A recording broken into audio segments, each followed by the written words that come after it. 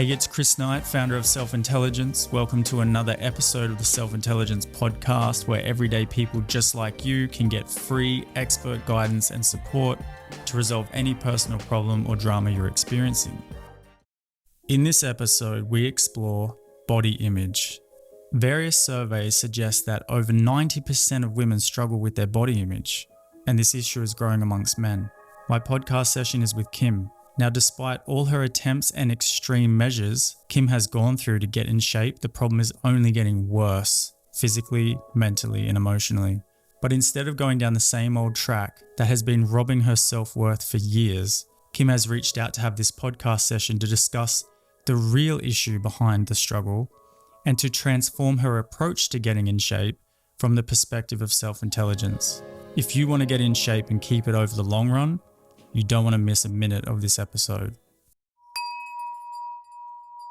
Hello, Kim. Thanks for being here to continue down the rabbit hole of your Achilles heel. One of those triggers everybody has in life, certain triggers that seem to be the more predominant ones, the ones that hook in on you and regurgitate or, burp up on you quite a lot and create a lot of self-doubt actually, and feelings of hopelessness and all of that kind of thing. So I appreciate you coming on to not let that defeat you, that you are so far beyond these internal battles that are there to ensure that you discover that.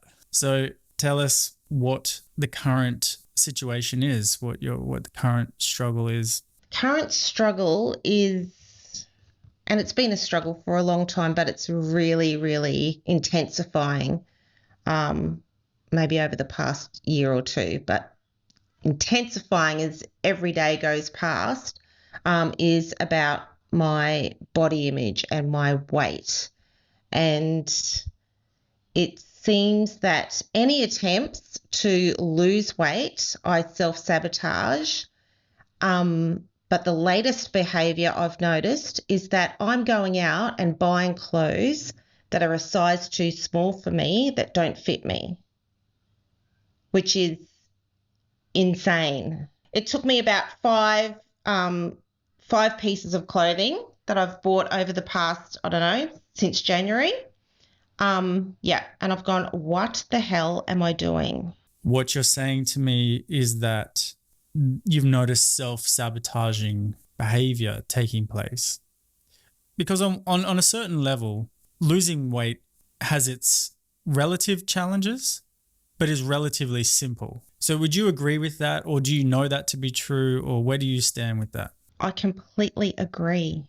Okay, because this can be a very contentious subject in itself. You know, there's the whole like hormonal thyroid imbalance, this types of concerns that cause certain people to feel as though it's impossible for them. They don't have this ability, even if they exercise and, eat well and all of that. So are you saying you're not in that kind of category? I think there's a judgment in me that says this is a simple equation. Your outputs need to equal or be more than what you're putting in. Have you experienced the fact of that for yourself? Have you experienced that to happen? Have you lost weight when that's taken place? Yep, I know it's possible. How close have you been to successful in what you're wanting to achieve with your weight? I've succeeded before. It was exercising pretty hardcore twice a day to do that and maintain that, and it didn't last. It lasted on about a year and a half. Let's also consider the issue that there is body dysmorphia. There is very unrealistic ideas about what human beings are supposed to look like in order to be attractive and so on, that also require inquiry, don't they? Because, I remember for myself when I was younger and I was into bodybuilding, the bigger I got, the smaller I felt. It was a insane thing to go on and became like an obsession that was clearly, this is how mental health starts to, play out, where once something gets looked at too much, then it's like I get bizarre viewpoints, right? You may be, you know, to other people in great shape, but you're going, no, I'm looking like shit. I need to be like this and that and the other thing. Not to mention, not considering your body type. I mean, the amount of people I've worked with over the years that I would do body assessments through emotional anatomy, and there are different body types, and there's very clear different tissue distribution and so on with those body types. And they were trying to be each other, you know, one body type's trying to be another body type. That's literally impossible to happen. There is, though, within every body type, a balance of shape. And when you're in your body type and you're exercise and eating well and these things, you'll feel good in your body shape. It's literally shape based. Your shape and figure will represent balance. That's why it feels like I'm out of shape. Would you relate to terms like that? I feel out of shape. Yeah. Okay. Now, the current sabotage. Tell me about this. So the sabotage is I weigh myself generally twice a day, in the mornings and in the evening. And in all my weight loss efforts, I get close to 80 kilos, and I think I should be more about 70, but I get close to 80 in dropping weight. And then it's like I will not go under 80. Okay, so what do you do though to sabotage? Like, so you get to 80, and how did you get there? How did you get there? What were you eating well and you were exercising or something? Is this doing keto diets and exercising, and so cut out all the carbs and. Well, wait a sec. Let's say to get there, was the way that you got there sustainable, as in that you would live like that indefinitely? No. Okay. This is something I think is worth paying attention to. Okay. Because oftentimes to get a goal to happen, well, there's different goals, but certainly when it comes to health, your body and shape and physique and feeling good and all of that will come with a routine that you can sustain well past a goal of a weight. It's just something that you would do every day. It's just the way you live. It's a lifestyle. How much of your or the approach has been like that? From a lifestyle perspective and Yeah. Because like these diets can be extreme, for example. These exercise regimes can be way over the top. The kinds of medications and things people try to get involved with these things are not healthy. What around this has been like just loving?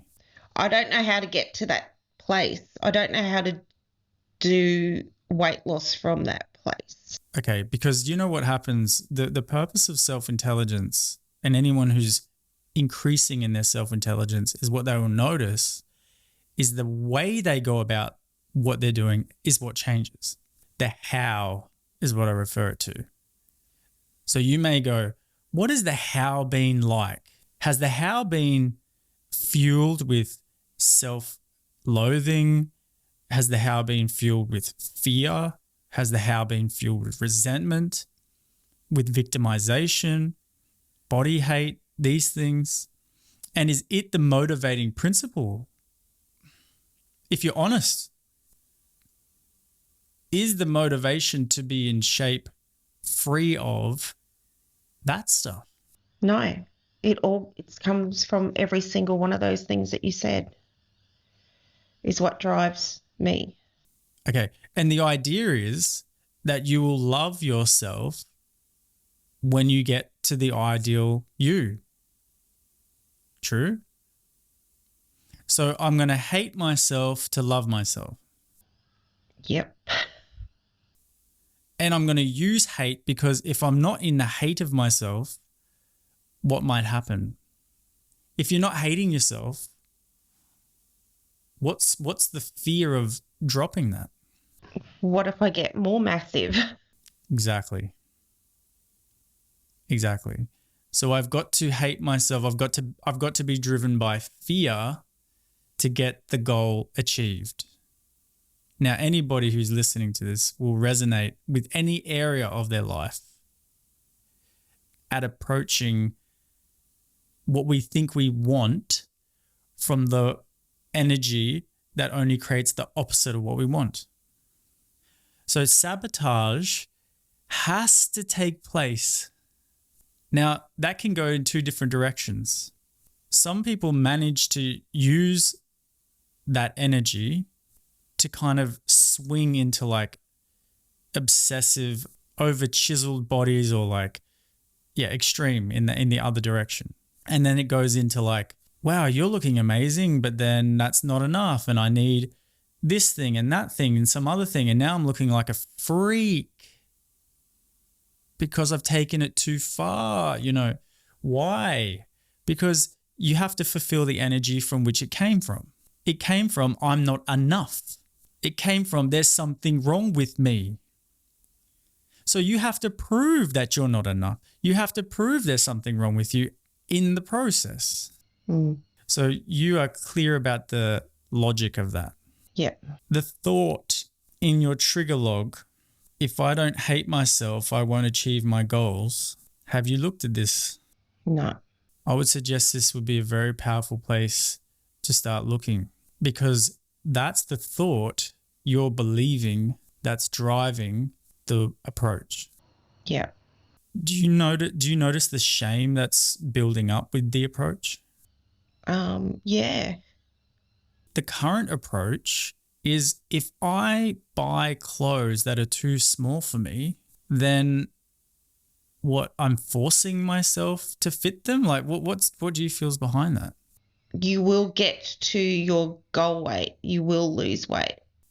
If you buy clothes that are too small for you. Yep, you have to. You have no choice. You must. Right. Does this relate to habits and things that are part of the sabotaging behavior that put on weight? Like, yeah, like eating and so just stop eating. Do you eat more and then not exercise as a combo of things? Like, how does it work for you? I'll do both. I'll go hard in decreasing calories and upping the exercise. Like, I'll go hard. And then when I sabotage, I stop exercising and I'll just eat whatever I want, whenever I want. And what phase are you in right now? A lazy phase. Yeah. So you're about to kick into the force phase. Yeah. Have you noticed the pattern? There's a time frame of the pattern? No, I haven't. I've tried to figure that out.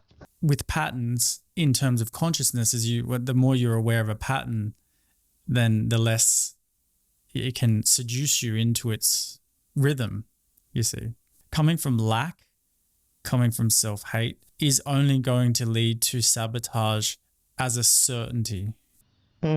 Because you have to keep self-hating. You don't know who you are as the one you're trying to become. You only know who you are as the motivated by self-hate. So you have to sabotage to retain it. Yes, you have to. It's literally a mathematical certainty. Looking at the thoughts and inquiring to the thoughts that specifically propel that how. I will become morbidly obese, way more overweight or whatever if I don't force myself. I am intrinsically lazy, so if I don't force myself, I will da-da-da. These thoughts, do you want to add to them? Do you have them that you know? There's a lot of thoughts, a lot of judgment. I may have covered them, but I'd like to give you an opportunity to... Yeah, no, that's right, what you said. Are you familiar on a practical level with a sustainable, loving, but effective exercise and nutrition regime right now? Yeah.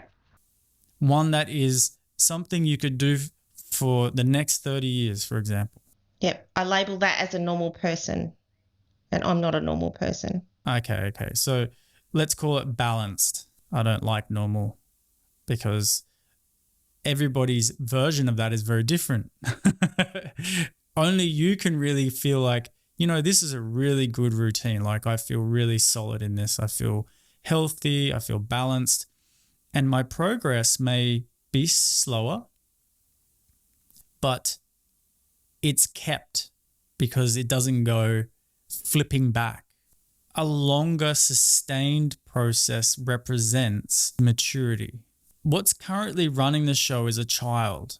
The child doesn't want to do the work. The child just wants it over and gets really irritated when things take longer than they expect. Is this resonating with you? Very much so. Okay. So this is an initiation into adulthood for you. And everybody is initiated into adulthood in different ways. Some people it's addictions. For whatever the angle, it's some taking true, sincere responsibility for something. Now, when you look at the way that you're approaching this weight loss, does true and sincere resonate with your current approach? No. Does quick fix feel more like the approach? Yeah, 100%. Right. So quick fix solutions are empty, superficial liabilities. You'll end up more overweight than what you started, for example. So this is the thing. Any thought you have that comes in to derail you from the sense of being sincere and true with this journey of losing weight is the thoughts that you inquire to. Now, has that been your current line of inquiry? No. What has been your current line of inquiry? My current line of inquiry has been just in a state of overwhelm. I've got pages of judgments around my weight. Yeah, judgments around your weight. Yes. And a non-acceptance of my current state and judgments of my behaviour. I'm lazy, I'm fat, like all those things, and inquiring into those. But it's like the amount of statements there. Doing a purge like that is helpful. You only really need to purge out a couple of times and you'll see the ones that are just the ones that got you stuck. It won't keep dancing around and being an endless pursuit to find it. Do you understand? If you want to know the answer to it, it'll just arrive.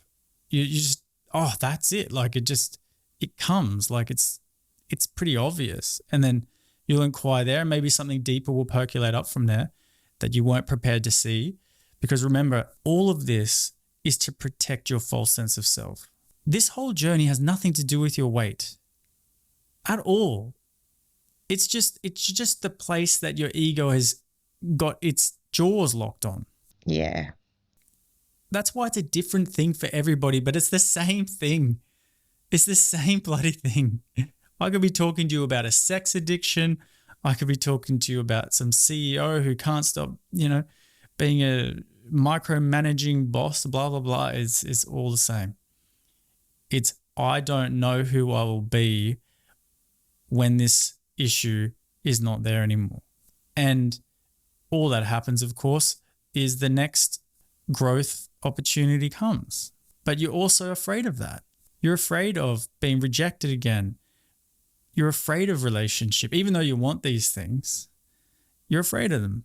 True? Yeah, true. So that's also part of the sabotage. It's all fear-based in this way.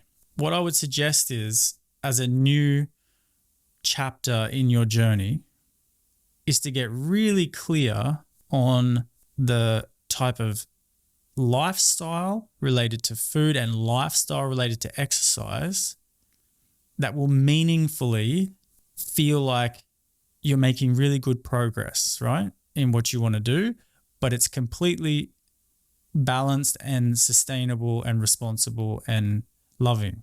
Because I see people do exercise and they want better figures and this type of thing, and they do exercise that won't achieve that. It's like, if you want that, you're not going to get it from this. It's a practical issue. If you want a butt like that, then you got to go and do deadlifts, and you've got squats to do, and you've got very different exercises to going for a walk around the block. It's not going to do it. Do you understand? So I'm very big on understand what your goals are. There's no issue with them, but the approach is the challenge. Oftentimes being gentle on yourself can mean then going and doing a whole bunch of things that don't even close to move you towards your goals. You see, and it's like, that's another sabotaging behavior. All right, I'm going to be gentle. I'm going to do this kind of thing that's not even close to going to. Yeah. Sometimes it's helpful to do that just to know where the balance in the middle is, because if you've only known extreme, sometimes you got to see the other side, where it may have been like some crazy fitness classes or where you're flogging yourself, and then the swing is like going for a walk around the block or whatever, then yes, do that. And you will then go, wait a sec, now that I've done both, I can find the middle place where I am doing some weights and I am doing some cardio, and it's all working towards the cause, because there's a lot to learn in the physical space, what works with your body, what gets the results you want, that type of thing. But when it becomes a learning process, the whole world opens up to you in terms of invitations and showing you the path, because you've accepted the learning process of it. At the moment, it's just give me the quickest, dirtiest, grindiest way so I can get this out of the way. It's correct. Mm-hmm. This is what's got to go. Are we clear? Yeah. So anything in your mind that tries to seduce you to the forceful, delusional, quick fix way, that's where your inquiry goes. Oh, but who cares and nobody knows and blah, blah. As long as I'm sexy and fit and slim and it's all going to be worth it. No. You've been talking shit to me way too long. Oh, but that next pill that the doctor's got, oh, maybe the lap band, Nah.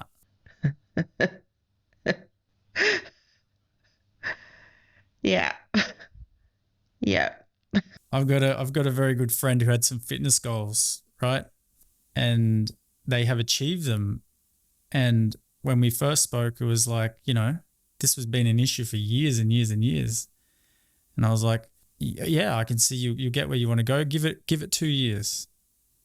I was like, 2 years? 2 years? I'm like, give it 2 years. Because you haven't counted in sickness. You haven't counted in being exhausted from work. You haven't counted in all sorts of different injuries and rest time and all these different things. You haven't counted in all of that.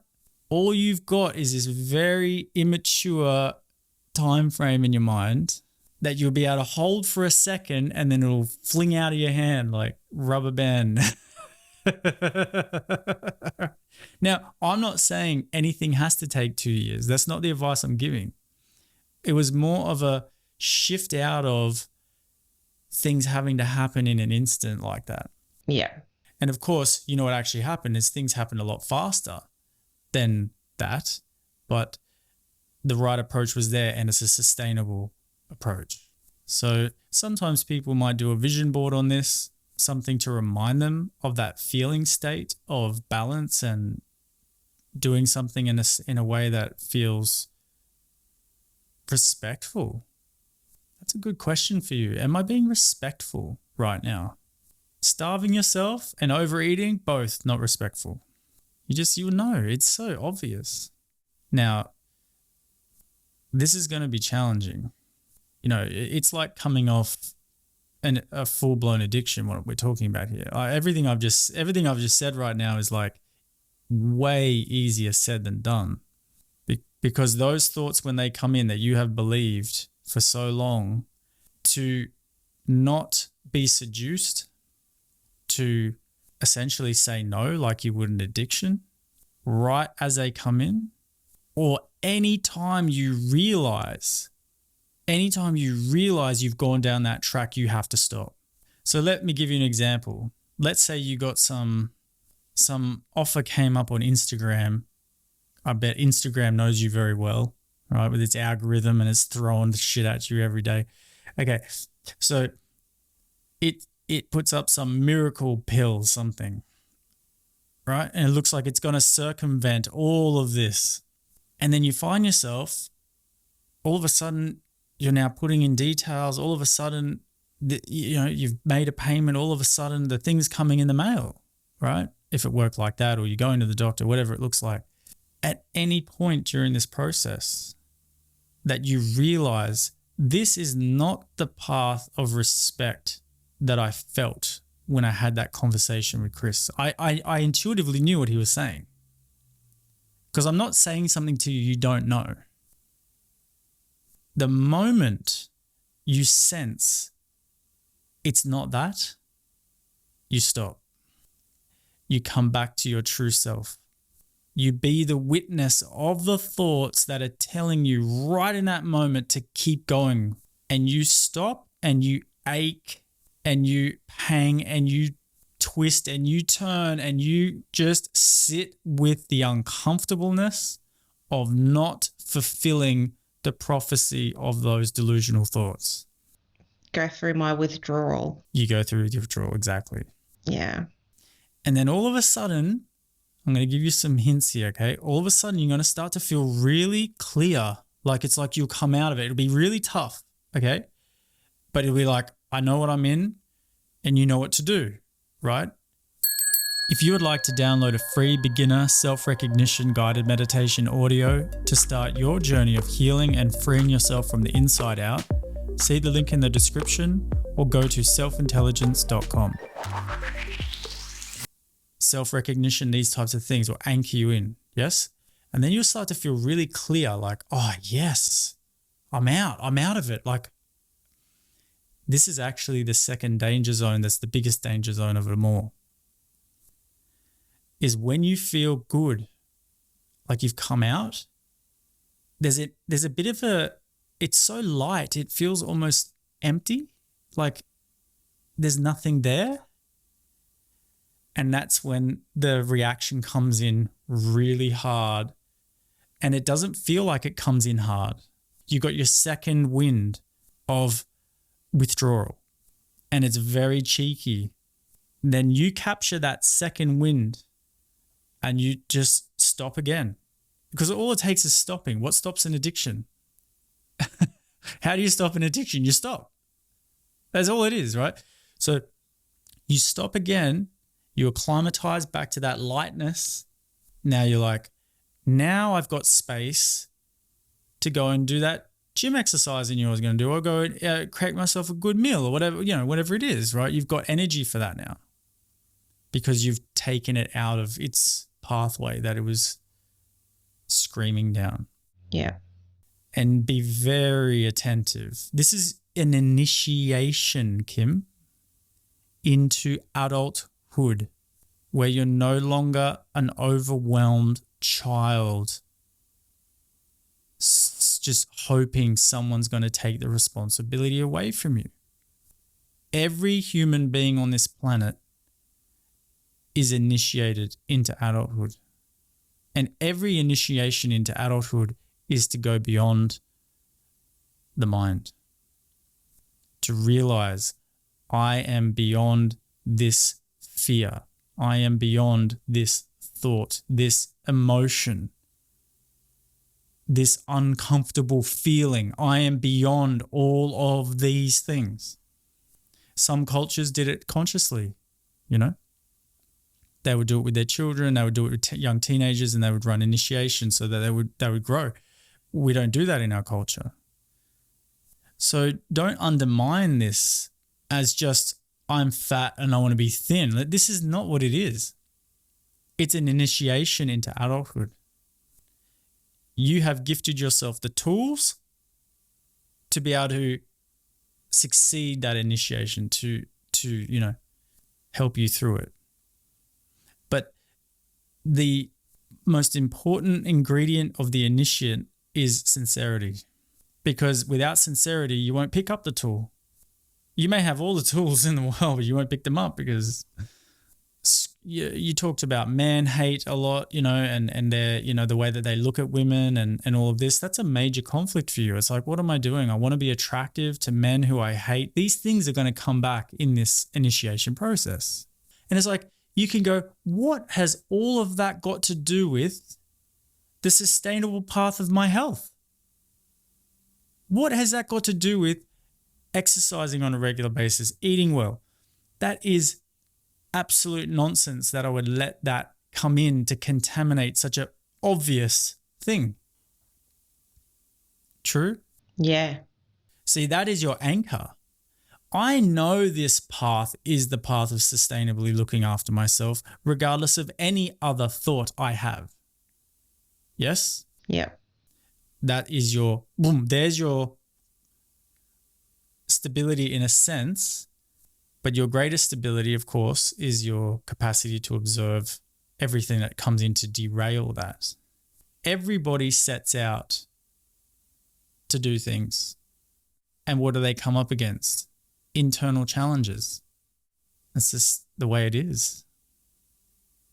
You'll realize some strange things like, I haven't even accepted living yet. I'm still kind of in a dream somewhere,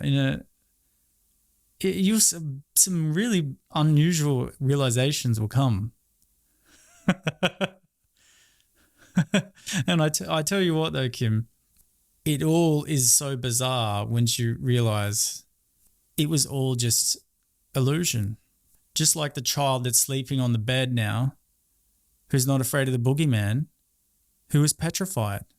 And all they were told to do is look under the bed over and over till you're not terrified. And now you go, is it hard to sleep? And they're like, no. Like, how was that even a thing? Like, how did, now I think you said 50 or something? Yeah, 51. Okay, so you're 51, laying in your bed scared of the boogeyman, and you're fed up with it. Yeah. You're well fed up with it, right? So this is, again, look under the bed, anchor yourself in what you know to be true, and take it that one moment at a time. Anytime you say I'm overwhelmed, bullshit. Just thought, just suffering thought. Get that thought out. Tell me how many times your mind goes, I'm overwhelmed, it's too much. All the time. Yeah. Is it overwhelming? Is it true? Tell me. No, it's not. It's not true. No, it's not true. It may be helpful to get rid of your scales.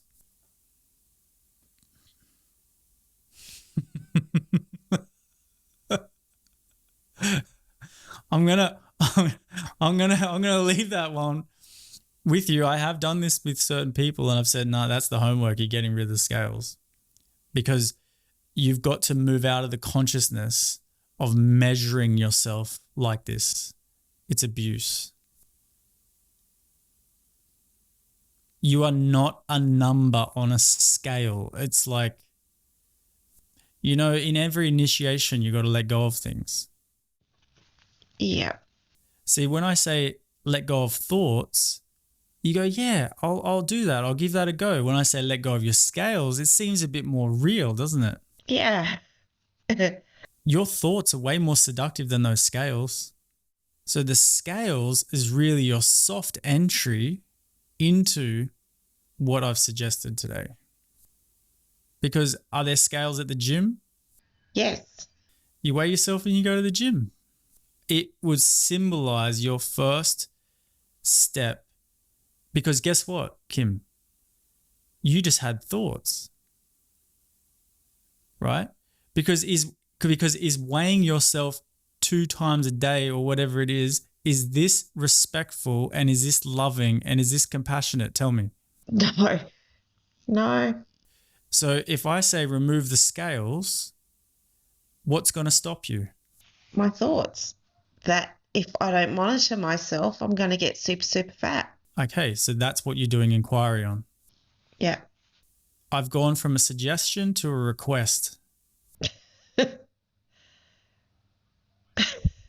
that you remove the scales. Okay. Yeah. And then I'm requesting that you do the trigger work, do the inquiry on the thoughts that say, I can't remove the scales. So this is your first initiation. And once you're a responsible adult, and I mean that very compassionately, you can have your scales back. And guess what? You'll know that you can have your scales back because you use them very infrequently. You're not so obsessed about it as you once were. So I want to tune in with you. We can do this in the community. What your dietary and exercise regime is going to look like. And we're going to check it against loving, respectful, approach. Does that sound like a good idea? Sounds fabulous. Can't wait.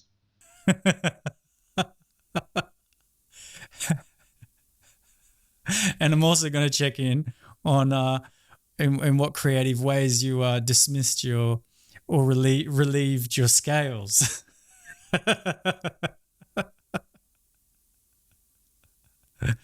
It's up to you. You agreed to do that or not, it's up to you.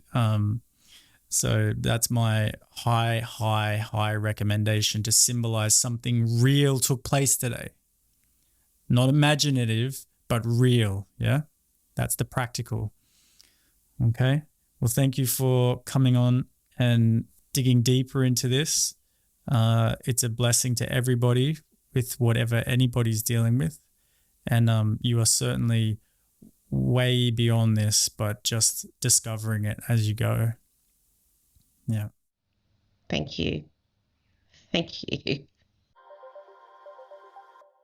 Thank you for listening to this episode. If you got value out of this, please share it so that other people can benefit also. If you are fed up with the drama, overwhelm, or suffering going on in your life, and you would like expert guidance and support tailored to your situation, come and be a guest on the Self-Intelligence podcast. Don't go another day confused how to address the challenges you are facing. If you want to be a guest, go to the link in the description below. And for more information about self-intelligence, including joining my next wake-up experience or detailed information about my 12-week self-intelligence course, go to selfintelligence.com.